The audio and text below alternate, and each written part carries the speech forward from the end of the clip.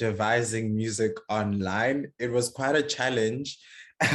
As you can imagine, it's hard enough to speak over each other, but now to try and play music from someone else's lounge into my kitchen, into Momo's lounge, it proves quite problematic. So we had to do a lot of the groundwork individually. The lyricists had to write the lyrics on their own, and the music composer, myself and Snare, would then decipher what those lyrics are saying and what the energy of that sound would be, and then go and create.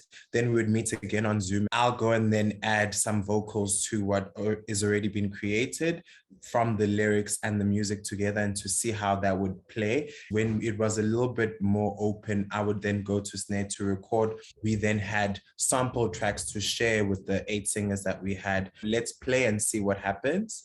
And with that, we then guided the process. Each person had a journey to follow, in terms of the music.